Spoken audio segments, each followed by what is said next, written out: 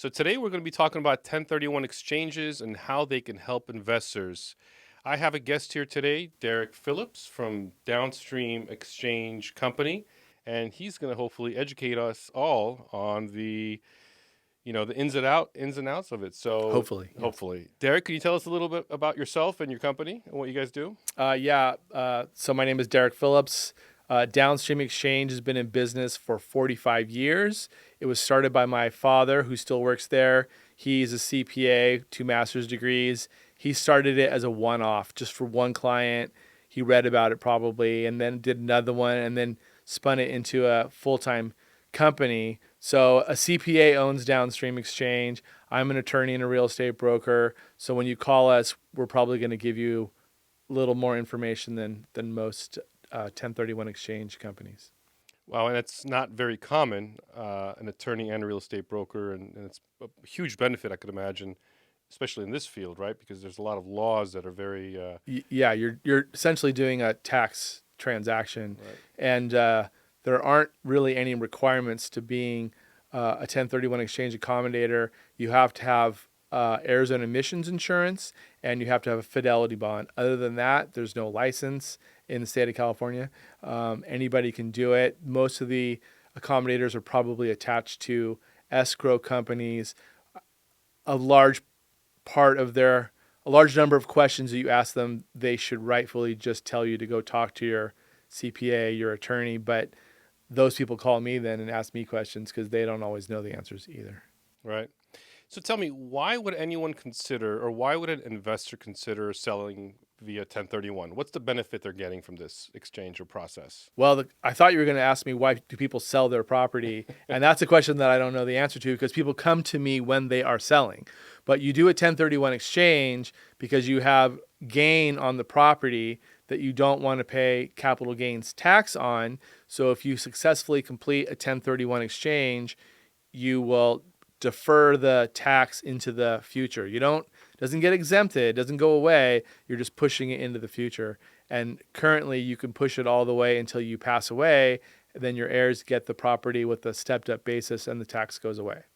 So does that mean they do or do not pay the taxes at that point where there's a If, death? if they sell right after you die, they don't They pay don't. tax, right? Okay. So you basically get to use money you would otherwise be sending the government in the form of tax to reinvest that money into another piece of property.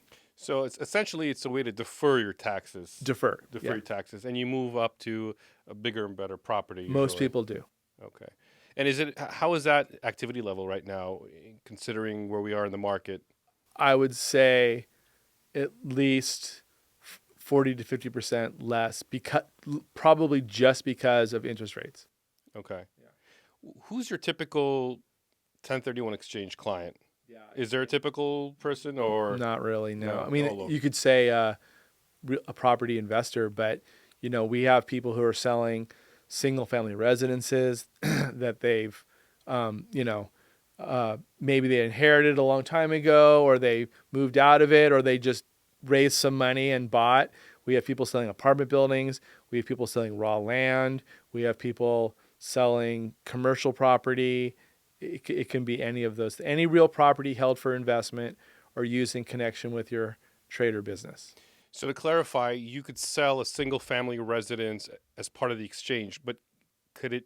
So are you precluded if it's your principal place of Yes, business? it Okay. has to be rental property. So it has to be rental property. Does the title have to be held by like an entity, or could it be held by you personally? You personally, sure. Personally as well. And Okay. and we actually live in a state where dirt can be valuable and exchanged. I mean, we've had transactions that were $30 million of dirt.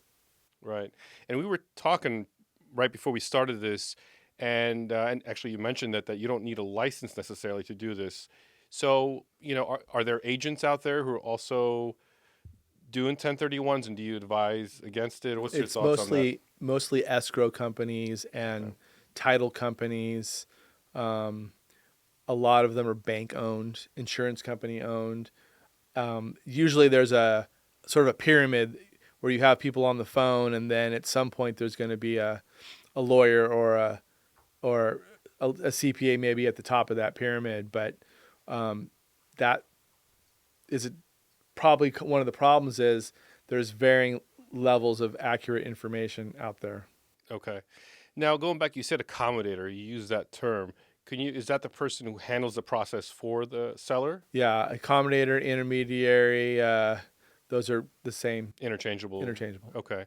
And you said there are no requirements or licensing requirements for those people? Other than errors and emissions insurance and a fidelity bond, no. Okay. Not in this state. Not in California. Okay.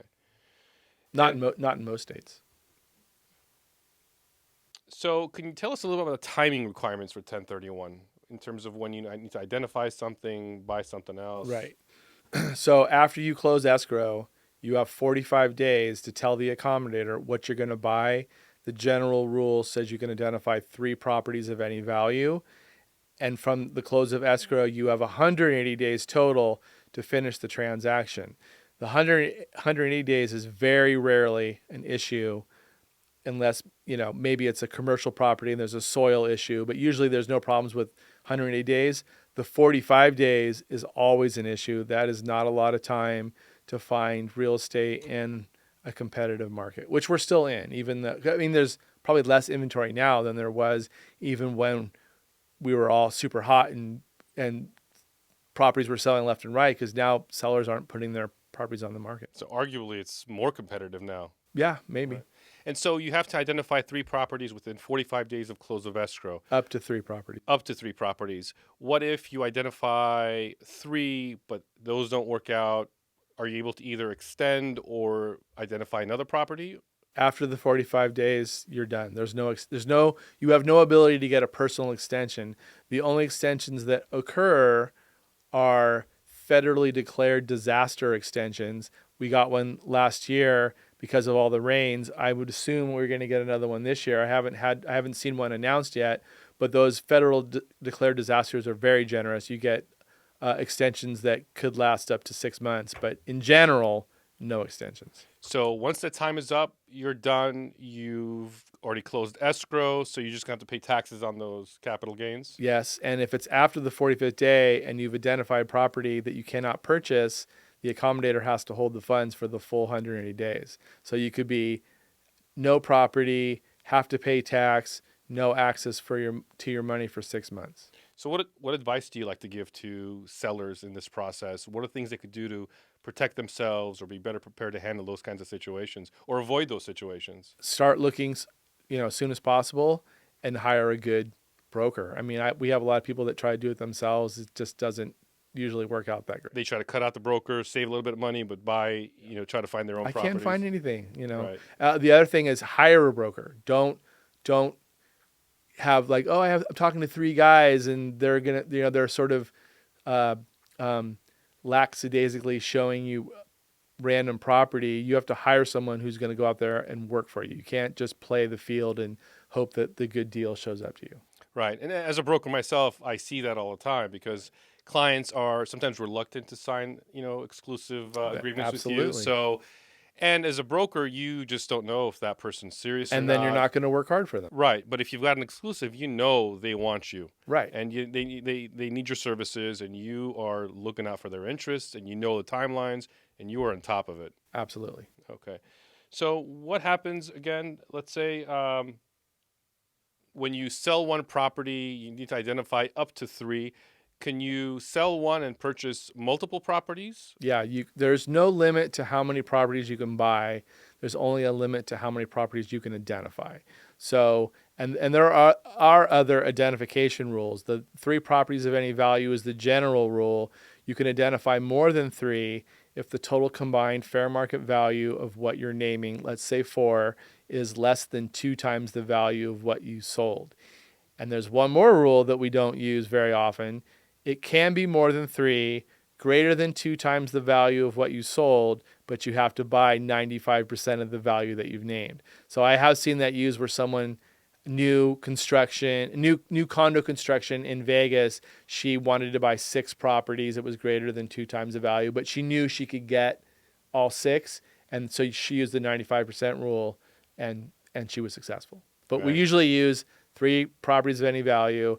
And then there's the 200% rule, the 2 times rule. We do use that quite a bit, but when I'm talking, I usually just say 3 properties of any value because people get confused over Simplifies it. Yeah. And just like I always give this advice to, I'm a lawyer in a past life Oh, myself. really? Yeah, I didn't so know that. I tell people when you're looking for a certain type of, let's say, attorney to do something, go for someone who has experience in that particular area. Right. Don't ask a family law attorney to take care of your landlord tenant issue or vice versa, Right. because the law is very expansive, right? And like you sat here and told us a little about details and these exceptions and whatnot. And, someone who's maybe doing this on a one off 1031 isn't going to be well versed in this, is not going to be experienced in this. I But hear I hear a lot of errors. a lot of errors Oh, happening. someone told me, you know, Right. I heard that, my attorney told me that, my CPA said that, and my dad and I just shake our head all the time. Like, how does a tax person not know the answer to fairly simple question? Right, but it's a very specific area, and Yeah. so I'm a firm believer. Go with the experts, especially someone like yourself and your company that've been doing it for 45 years. You said 50 years, 45, yeah. 45 years. My God! And can you tell us what a reverse 1031 is? We see that phrase thrown out there once in a while as Yeah, well. they're very popular. Reverse exchange happens when you buy first and then you sell. And there are two ways to do the reverse exchange. The accommodator has to take title to either the property that you're selling or the property that you're purchasing. We actually own one of those properties to do the reverse exchange. Like, in effect, you're either selling your relinquished property to us or you're buying the replacement property in our name. So you basically, whenever you're doing a 1031 exchange, you're trusting the accommodator with your money, and in reverse exchange, you're also trusting them with your property. It sounds like this is a strategy that would work well with people who are kind of maybe worried about The 45 days. the 45 days and then what am I going to buy? But if they've already identified something and purchased it, well, now they can already go back. And if they've got a reasonable value of the property, Well, if you have a property, that's in a hot area and it's going to sell right away, then you're not worried about that part, right? right? You're worried about finding the replacement property, so you go find it. You have to have the financial ability to either buy it all cash or have the down payment to get a loan, but you tie that property up, and then you have 180 days from the day we take title to one of the properties to sell the relinquished property. The only risk for reverse exchange, let's say 2008 was an example, people started their reverse exchanges. They bought a property for $1 million. They thought they were going to get $1 million for the property they were selling. Property values went down. They're not going to get the $1 million for their relinquished property. So they decide not to sell. So the risk is that you could get stuck with two properties. You have to be able to handle two properties financially is the risk, but uh, property value drops is when reverse exchanges might not work out. Did you see, even in '08, did you see much drop in like commercial real estate properties, excluding maybe office, like apartment buildings, like some of these areas that I track, like Glendale, Burbank, some of these areas, you look at the charts, they didn't come down much. Maybe No, the rate yeah, of like their maybe acceleration for a slowed couple down. months it went down, Yeah. but I don't. I remember being fearful of general cascading corporate failure. Right, we were worried the banks were having problems and car companies. It was could have been a cascading effect, but the real estate, the commercial market got hit hard because that's kind of what started it. But I think I don't think we were as few customers as we are today. Maybe kind of the same. I don't really remember. It was too long ago, but What are your thoughts now on the overall commercial real estate market? I was talking to someone earlier, they've got these big red flashing lights about how commercial is loans are dropping, coming. Well, loans the are coming loans are due. coming due. That's what Right. caused the problem in 2008. So no one wants to refinance at higher rates, and you have the whole office space problem. But it seems like there's a general push to get people back into the office. It's they're trends, so I think the workforce will demand a hybrid sort of work from home, Right. work from the office. So the office space is a problem, but of course, housing is also lack of housing is also a problem. Right. So maybe they convert some of that office space into housing. I don't know, Yeah. but I think it comes to the next 6 months to see whether that debt financing shoe drops. There's always someone online that's preaching, it's all going to crash, um, but I think what we really need for our industry is for rates to come down just a little. I mean, the my dad and I were arguing from the get go they should have raised rates a lot sooner, and they could have raised them to a smaller amount if they had done it sooner. And they're going to probably wait too long to start dropping Right. The them, right? opposite of that. Yeah. Right. So I think just a small rate drop would give people the excuse to enter the market again, and that's what we're waiting for. But the flip side of that is that they could just I think Wall Street wants the rates to be zero. They like cheap money, Yeah. Of right? course. So So does our government. yeah, but 2% is the rate that we think is the sweet spot. Right. And the Wall Street was anticipating a bunch of cuts this year. Now they're saying, well, maybe not 6 cuts, maybe a couple cuts. It was it, It's it was supposed to be more, right. but the rates increasing, what they're really looking for is putting people out of work, Right. reducing the amount of money in circulation, and the economy's been kind of resilient, so that we haven't seen that yet. So No, this market's pretty strong still. And last time on this podcast, I had a mortgage broker, very knowledgeable commercial lender, and he was telling me, and I was asking him how lending is. Is it hard to find lending for these property owners? And he was saying, no, there's still plenty of money out there to be invested. Now you may have to put some more cash up front to cover the fact that they're not going to be their LTVs are going lower now, right. but it's still out there. Yeah, So yeah. I mean, we haven't had. I have good mortgage contacts, and people that think they can't get them seem to still be able to get loans. right, going back to 1031s. So different property types. You could sell, for example, a single family or duplex or an apartment building, and then buy yourself a strip center, right? Shopping center. Is there any restriction on property types, or you can be all over the place? Any real property held for investment or used in connection with your trade or business. That's Held for everything. investment is generally rental property. Okay. Raw land's kind of the exception. You used to be able to, there were exchanges for other types of property, but you could never exchange land for a car, right? Right. And now you can just real property only for 1031. So that really doesn't put any limit other than the fact that it has to be, investment property. Yeah, right? no. The question that I get frequently is, can I exchange into a REIT?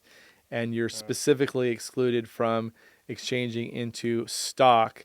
The only thing that's like a REIT that you can exchange into is a Delaware statutory trust, which is quite popular in the 1031. Their main source of business is 1031. And I am seeing a lot of advertising from these, Absolutely. DST guys. Do Yeah. you all also do that as well, or? No. Okay. But I do have a referral for them, and generally what I tell people is, yeah, talk to my guy, but talk to more than one person and choose the deal that sounds good, right? Because they could Right. be anything. They could be fractional interest in apartment buildings, gas, house, student housing, anything. So you choose the one that you think, hey, this sounds like a good idea. I mean, the office space would not be a good idea, I don't think, right? Probably not, unless it's Class A at a great location. I think those are the With very a good tenant that's yeah. tied You're talking to about the maybe 1 or 2 buildings in like downtown LA that yeah.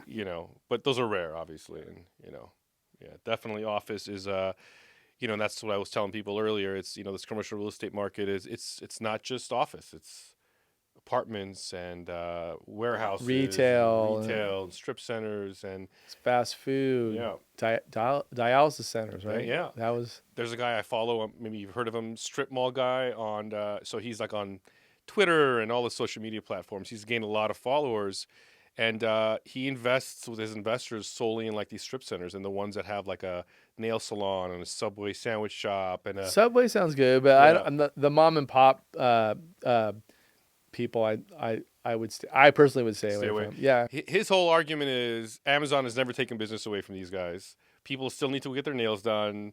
Dentists are located, so he seems to dentist is preach fine, that. but So you're hoping for triple net, right, but you're not getting your check from a corporate office. You're correct, still having to get it from a mom and pop, and then you have to, oh, I'm late on the rent. You know. right. And I deal with landlords who'll tell me, well, I've got a 10-year lease and they're personally guaranteed it. And I'm like, chances are, small mom and pop, anything and everything they own is this one business. So if they can't pay You rent, still have to manage it too, yeah, right? yeah. You have to manage all those tenants. It's the same as an apartment building. Right. It's not, this whole idea of a passive income in real estate where you don't do anything. I've yet to see it. I mean, even if you got a property management company handling stuff, you still need to oversee There's things. always something. There's always something. There are things that are less management intensive, right? Correct. With the Right. DST probably being Right. the least, but if you got a Starbucks or something, you're probably pretty safe. Right. Hopefully. Right. Um, Another question I always get is a business owner who wants to sell their business and asks me, can I take the proceeds of the sale of this business and use a 1031 exchange and go into a property? Only real property. And that's the Real thing, right? property, like kind is real property for real property. Right. So the caveat to that is that if the business owns the property, Right. right, then the real estate portion is the portion they can use in the 1031. Yeah, and we've had a lot of clients that had successful businesses, but when they sold the business and sold the property was by far the best investment that they made. They might have had a successful restaurant, but when they sold the land, they came out way ahead. As people that I know, I tell them that oh, what do you do? Oh, I'm a dentist. Do you own your building? I was thinking about that. I'm like, do that. Right. Or sometimes they could buy a condo in those commercial buildings, right? That would qualify. Sure, but Right. I mean, if you own a business and you're renting, you might as well buy the building. Right. That's my advice to business owners. If you can't afford it, Do it. buy it. I mean, you're just looking to save a lot of money and future rent growth, and the increase in equity over the years. Yeah, Right. buy a bigger building than you need, and then have a couple tenants. Right. Right. Maybe pays your rent. Right. Yeah. Fantastic. Attorneys do that. Right. Doctors can do that. Dentists can do that. Those are accountants can do that. The professionals, that's always a good move. It is. It is. I recently had a couple guys who own a business and they work in the entertainment industry where they build these like custom sets and whatnot. And they were leasing some industrial space, and their rent was going up 25% a year. Landlord would not give them a lease longer than a year. And they had invested tens of thousands of dollars into like equipment and they're like manufacturing things. And they were nervous because they didn't know if they were going to get evicted or told to get out of there any day. They ended up getting an SBA loan, buying themselves a warehouse that was slightly larger than what they were renting. Now their rent is roughly the same, maybe it's a little bit less. They're comfortable. Their rent's not going up now, and now they're property owners along with business owners. Well, one of the things about California is we always have progress or gentrification, or like neighborhoods are changing. So Right. I talk to people who sell glass, and the buildings that are full of glass and broken wood or whatever are worth millions of dollars. Sometimes worth more than the business itself. Absolutely. Right. Yeah. And that's the key, right? They could sell that in retirement or 1031 that into at the retirement Right. and do really well. So, what are some of the costs in this 1031 exchange process? What do people face? What does the seller In terms of the fee, fees? What sellers always want to know, what's it going to cost me? I mean, our fee is currently $1,000. It was actually this time last year it was probably $1,500, but You went lower. yeah. You bucked the entire trend of the nation. Well, there's a reason for that. The way you make money in 1031 exchange is we keep some or all of the interest that you incur on the funds, right? And clients can get some of the interest, but we always keep some of it. So for maybe 10 of the last 15 years, the interest rates were zero. So it wasn't really there was no benefit there. But so we had fees that were a little bit higher. But when the rates started going up, now it's better for us to have the dollars than care about the fees. So, and It's a very interesting evolution. I actually raised our fees last spring because we were too busy, and I didn't want to tell people, I'm sorry, we can't take your exchange. So I raised the fees as a way. How much do you charge? Smart business move. Right. And so I actually turned people away just by raising our fees. So by lowering them, I hope we got more people. But I tell people when they call me, how much do you charge? I'm like, really, that's not the question you should be asking, because your fee is tax deductible, right? It's part of it. It's an expense of your transaction, Schedule E deduction. So I'm like, you really should be asking more about the qualifications of the accommodator and how experienced they are, because you can definitely find somebody who's going to give you, $100 Right. fee. There's always someone cheaper out there. Right, but whether they know what they're talking about is the difference. And I've talked to somebody who was charged $1,500. Accommodator processed their transaction, never offered their opinion as to whether the 1031 exchange was going to be any benefit to them. And when she gave me her numbers, I was like, yeah, you didn't get any benefit out of this transaction. So that's interesting. Can you elaborate on that? What kind of typical situation would there be where there is no benefit to that person? Sometimes people keep money, right? Okay. They sell for $1 million, but they want to keep 200,000. We call that boot in the transaction. If the boot is greater than the gain, you're going to pay tax on either the gain or the boot, whichever is less. So if you're keeping more than you had gain in the property, then you paid $1,500 for no reason. This person did. But most accommodators rightly should say, I'm not a CPA. You need to go talk to your CPA to find out whether this transaction provides a benefit to you. But since I am an attorney, I can give legal advice. And I usually do a pretty rough. My dad will do it down to the penny, right? He's a CPA. Yeah, he's a CPA. But I generally don't think that's all that. I want to know that there's gain in the property that you don't want to pay tax on. And I want to know that you're not keeping more than the gain. And Right. then there's a benefit. I mean, you're $35,000 per $100,000 is what you pay in tax approximately in California. That's great advice. So let's assume someone does a 1031 exchange, they've purchased their new property. Can they go ahead and do another one right afterwards, or do they have to wait a certain period of time? Yeah, there's a qualified use period for property, how long you have to own it before you can exchange, and how long you have to own it after you purchase it. And that's generally understood to be at least a year, better 2 years. If you sit, there's one not super relevant case out there that's 5 months and 20 days. And facts and circumstances may give you a better argument. But if you file a tax return and you're claiming you did a 1031 exchange, and then the next, there's easy ways for the auditing bodies to see, like, well, what did you do here? You're specifically precluded from doing an exchange if you're a flipper. Developers get what's called dealer status. You're not allowed to do an exchange. So, if you're, Unless you hold a year or two and rent it out. Okay. So if your wife watches those property shows and they calculate how much they made on the transaction, I'm always like, oh yeah, and go ahead, deduct 40% from there, and Right. But anyways, yeah, a year is generally what we tell people. Okay. That's for after you completed the Both 1031. before you sell, even after okay. you buy, yeah, Got it. with rent. With rent. So it's Yeah. got to be rented for at least a year or two. I want to see a tax return. I want you to say Right. you claim this as rental property on your tax return. Right.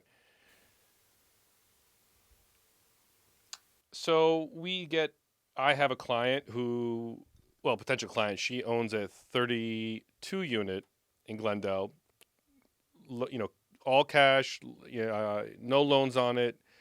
So her concern is, what is she going to buy in California? It's tough. hard. We But have if she does we have a find lot of people that are sour on California and Right. want to take their money out of here for sure. So that's my question. Are they able to use the 1031 process to sell a property in California and purchase something out of state? Absolutely. Okay. But I tell those people, it's like, yeah, we have some wacky stuff going on here. I don't really understand why anybody really wants to own apartments in the city anymore. I don't really like apartments in general as an attorney because there's a lot of liability, but they do provide steady income without 100% occupancy, and they were appreciating at a really good rate, which I think is going to change. But so I tell people, yeah, we got wacky stuff going on here, but you buy property in California, it's going to go up. And that's the selling point in Right. And, California. and there are a few places in the United States where that's true. I would say mostly in the West, right? Right. Colorado being which is actually the dividing point between West and East, right? Or maybe the Mississippi is, right?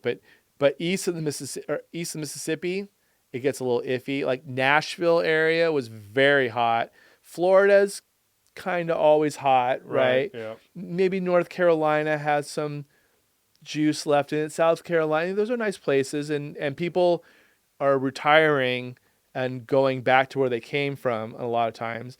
And I told everybody, 10 or 15 years ago that I thought all of the fantasy outdoor vacation-y spots were going to take off when the baby boomers started retiring. They were all going to want to go someplace sort of idyllic, right? And then we saw an advance of that because of COVID, right? Because people were Right. like, hey, I don't need to live in San Francisco. I can go live in Jackson Hole, Wyoming, and just telecommute. So all those places exploded, right? And I think they're all going to have a little bit of a dip because people are going to be forced to go back to work. Right. But I think in the long term, those places are going to be great. I'm actually sort of surprised that Oregon and Washington didn't have a greater jump, right? I mean, they did, but not to the like Jackson Hole, Wyoming was like one of like the hottest spots on the planet, right? But yes, any place in the United States you can buy using 1031. There's a few sort of more exotic locations that are U.S. territories, Guam being one, Virgin Islands being one, not Puerto Rico, Wait, but Guam and you can in by Guam? by treaty because they're Okay. U.S. territories, you can exchange into those Okay. places. But for the most part, we're talking about United States. Right. But it's mostly the West. I would Okay. say personally, mostly the West. I don't understand why people buy in Vegas because they just keep expanding there. Right. It is a boom bust there. I feel like Yeah, every cycle it's it a just boom goes bust. up and then it just like falls Yep. really hard. Arizona has been super hot. I mean, well, it's very hot. I don't understand how people want to live there, but it's Right. been a good market. Utah's been great. Colorado's been great. Right. The only Texas. Texas, but I think the bloom is sort of coming off the Texas rose a little bit. One of the spots that's been really hot has been Idaho, and that's the one place that we can't start an exchange if you're selling a property there because they came up with a licensing requirement like, oh, you got to qualify as an escrow company in Idaho. And when they came up with that was 10 or 15 years ago, and my dad and I were like, Idaho, who cares, Who's gonna go to Idaho? yeah, who cares. But now it's like Idaho got hot. So, Right. but I think for me personally, I can't really imagine living outside of the West Coast. I mean, for Right. me, it's about food, but Right. Food, weather. weather, Yeah. but food really, right? Right. I Yeah, absolutely. gotta get I have to have Mexican food, Right. have to have Asian food, have to Right. have Armenian food. Right? I mean that's the beauty of California, That's the beauty of especially LA. LA. I mean, you get Whatever you want. whatever you want and really good authentic food. I mean, like really good stuff. It's not just like sometimes it's our version of what it is, but it's still amazing stuff. I mean, it's Well, the highest percentage of people from Chicago living outside of Chicago is here. And yeah, same with almost every nationality. right. And interesting you said Chicago because there's a few huge apartment buildings in Los Angeles. I mean, in Glendale they built last maybe 5 or 10 years. Like I'm talking like these 150 unit, very expensive. Like the studios going for like Here, $2,000, $3,000. Yeah, in Glendale. And I'd be like, who's gonna pay that people, bu- much? People from Chicago who are used to living in huge places, paying high rent. For them, it's not so high when they come out here, compared to maybe what they were paying, or they're used to the idea of living in these huge In Glendale. in I've Glendale. seen. I know what you're talking about now. Yeah, it's Actually, all yeah. over on Central, on Brand. I mean, they took these old like medical office buildings, these brick buildings that I remember from the 70s and 80s, and they tore them down. They built these beautiful places, and I thought they'd sit empty because I'm like, those things are very expensive. Well, I live in Pasadena, and if you live in the San Gabriel Valley, we're pretty famous for not wanting to leave under most circumstances, right? In terms of like during the day, I don't go to Santa Monica ever, Right. right? And I do come here to Glendale, but not as often. And the last time I was wandering around here, I was like, there's more stuff going on here than there is in Pasadena. I think it's a little nicer here. There is, and it is. It's much more vibrant. I feel like now Pasadena. I don't know if you've been to Old Town I lately. avoid Old Town Yeah. Well, unless I have to go let me there. tell you. So are a lot of other people because a lot of stores are shut down. I've been in there on a Friday and Saturday night on Colorado, and you'd be surprised how many stores are Well, it's mostly because closed. the rent is high. Absolutely. I mean, I'm Yeah. old enough where I remember when Old Town was, You'd cruise out there. secondhand stores and Oh, not like it is. I remember the day I went up there and was like, what happened? Like it changed overnight. yeah. But still, I think this area, and I got a little confused, like looking at your map. I was like, oh, I got to find parking, but it was actually the scale made it look like it was. A longer distance. Right? Yeah, Okay. and I did this, say it's 1 or 2 minutes walk. but this little area where I parked, that was nice too. Right. I don't know if you've eaten at Rafi's place, by the way. Is that the famous Rafi's place? It's the famous one. Okay. There is a It's Rafi's in Pasadena that I think is affiliated. I don't think so. Um, I know this don't place mark is my famous. words. I But know this place is famous. This is the place. If you've never eaten, you should. Carousel and Carousel's Rafi's are amazing. like the two places, Yeah, right? but Rafi's is probably first place, I would say. I mean, it's been I've here heard for that like, before. yeah, it's I've amazing. heard that It's before, a yeah. great family American But this is the story. one right here. This is the one. Okay. It's been around. I mean, this was a little shopping center with a bunch of little stores, and his was one little location. Ended up expanding, buying out each and every single one of those stores. Bought the whole building. It's big. And I bought the noticed. building next door. Trust me, while I was So, walking yeah. by, I noticed food things. Yeah, So as an Armenian, I could attest to the where's quality he? of their Where's food. Rafi from? He is Persian Armenian. Yeah, yeah. So it's a lot of kebabs. Well, there's and, arguments depending on where your yeah, family's yeah, from, right? yeah, yeah. There's all these little Persian, Persians, Lebanese. yeah, Armenians from all over the place. Yeah, I so know. that's why our food is integrates food from all over the world. So I love it.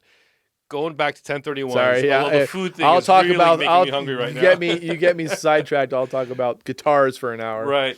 1031s. We said we could do out of state. How about foreign countries? No. None at all. You can't Guam, sell Virgin Islands. Oh, that's those are it. The Yeah. ones that are American. Okay, Yeah. got it. Um, are you able to cancel a 1031 in the process? And Yes, but depending on where you are in the timeline, if it's after the 45th day and you have property identified that you haven't purchased, the accommodator by law is supposed to hold on to your funds until the end of the 180 days. So there's a little bit of a penalty for doing that. Okay. And we send the clients a separate letter, which they never read. And then when we tell them that, they go, you never told me that. And I go, we sent it to you in writing. Right. But yeah, it's an annoying rule. But Okay. So I'm gonna kind of end it with, what advice do you have for a seller who's considering selling and possibly going through the 1031 exchange, other than the fact to go with your guys, because you guys are experienced and knowledgeable, but what could they do to prepare? I think a lot of the problems I see with sellers that drive me crazy, number one, accepting unsolicited offers. Number two, not using a broker. I see people leaving so many dollars on the table because they think that, I mean, there are bad brokers out there, right? There are people that don't deserve but I know so many people who will make up their commission just by getting you a better offer, a better buyer. I've heard that. One of my broker friends was trying to explain that to me. You get a higher quality buyer. I've seen people who accepted unsolicited offers and the escrow is stretched on forever, and then the buyer's canceled, It right? falls through. Yeah, and then they're back to starting over again. Start looking for your replacement property as fast as possible. I mean, the sooner you get out there and start looking, the better you have an idea of the marketplace. What's a good deal? What's not a good idea? Oh, we thought this was going to be something we wanted. We don't want this anymore.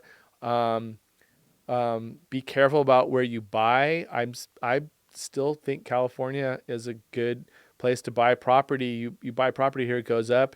You buy property in West Virginia for $1 million, it might stay $1 million forever.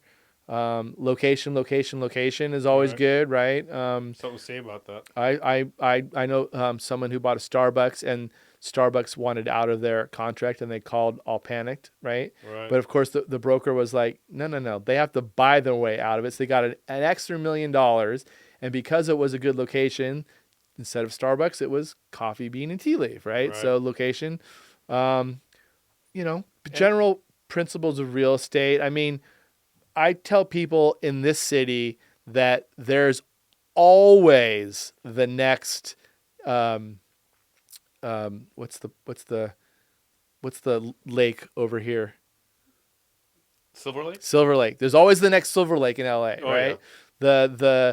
The areas that you know, Chinatown used to be Little Italy, right? Boyle Heights used to be all Jewish. So those neighborhoods in LA are always in flux, always changing. Right. You can always find the next place that's going to get gentrified and make money. There's always development here. You know, if you go east, you know, you can still make money in San Bernardino. You know, maybe eventually someday it'll go LA to Las Vegas, all the way, cities all the way across. You never know. I mean, there's still money to be made because the weather, you know, and there's Right. jobs here, And weather, food, food. limited land. So absolutely. Yeah, I'm not a big fan of oceanfront property. I've lived on the beach. Especially now, you're seeing Yes, those yes. houses about halfway falling through. You're Yeah, like, oh my well, God. I saw that when I was in college, right? Yeah. You know, Oh, yeah, Santa Barbara. exactly. I Right. live in an IV, and I was like, I've lived on the beach. I don't need Right. to live on the beach again. So Yeah. I'm not a big fan of beachfront property. I'm cognizant of hills and fire danger, stuff like that. You know, Right. we do have our share of disasters here. So My dad is a concrete contractor for over 60 years, and he hated houses on hills. I mean, he would build them for people. He wouldn't know why they wanted to build them, you know, because the cost was obscene. You know, you have a tiny yard and you're building on a hill, you know, and we have earthquakes here. But anyhow, and the last thing I would say is, yes, you should choose your accommodator wisely because it does take an expert to see some problems, right? You need an expert to see what is a problem. I've been on the phone with a table full of high-powered attorneys who are literally telling me what they were going to do and trying to get me to say, okay, that sounds good. And I probably wasn't even paying attention 100%. And they said something. I was like, oh, you can't do that. It's a related party transaction. And they were like, oh my God, we'll call you back. Right. So like you need an expert to see right. some of those problems. And I kind of have a special nexus of skills, real estate, legal, accounting, and also I did spend a good 10 years, maybe longer, trying not to be an attorney. Yeah. And I worked at Earthlink Network for a while, and I started off on the phones like everybody else. I took like 90 calls a day, so I do have like a serious customer service background. So That always yeah. comes in handy. Yeah, I think most jobs are. I'd say my job's like 90% customer service, but I think all jobs are kind of customer Absolutely. service. Yeah. Absolutely. And just leave it off with the fact that always, it's important to choose the right accommodator with experience and also choose the right broker with experience. Yeah. Don't be penny wise and pound foolish. Absolutely. I think what everyone should remember. So, Derek, I want to thank you again very much for coming out to the podcast. We look forward to talking to you again on the subject, especially as laws change here and there. So, thank you very much. I appreciate All it. right. Take care. All right. Thank you.